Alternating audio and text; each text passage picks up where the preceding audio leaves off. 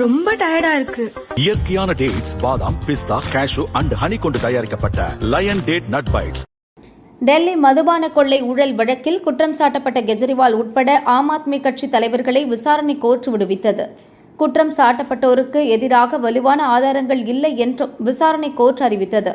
விசாரணை கோர்ட் தீர்ப்பை எதிர்த்து டெல்லி ஹைகோர்ட்டில் சிபிஐ மேல்முறையீடு செய்தது. இந்த மனுவை நீதிபதி ஸ்வர்ணகாந்த சர்மா விசாரிப்பதாக இருந்தது. ஸ்வர்ணகாந்தா சர்மாவின் பிள்ளைகள் அரசு வக்கீல்களாக இருப்பதாகவும் அவர்கள் அட்வொகேட் ஜெனரலுக்கு கட்டுப்பட்டு நடப்பதால் ஸ்வர்ணகாந்தா சர்மா இந்த வழக்கை விசாரிக்க கூடாது என்று கெஜ்ரிவால் வலியுறுத்தினார். இதுகுறித்து ஹைகோர்ட்டுக்கு அவர் எழுதிய கடிதம் நிராகரிக்கப்பட்டது. இதனால் அதிருப்தியடைந்த கெஜ்ரிவால் ஸ்வர்ணகாந்தா இந்த வழக்கை விசாரித்தால் தான் எந்த வகையிலும் வழக்கு விசாரணைக்கு ஆஜராக போவதில்லை என்று கூறினார்.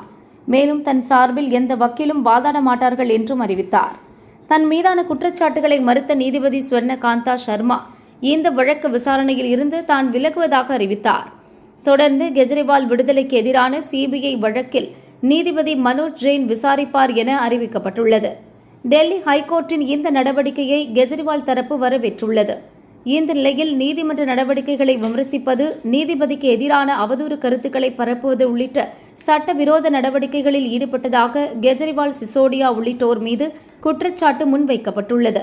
கெஜ்ரிவால் உள்ளிட்டோருக்கு எதிரான இந்த வழக்கை நீதிபதிகள் நவீன் சாவ்லா, ரவீந்திர துதேஜா அடங்கிய டெல்லி ஹைகோர்ட் பெஞ்ச் விசாரிக்க உள்ளது.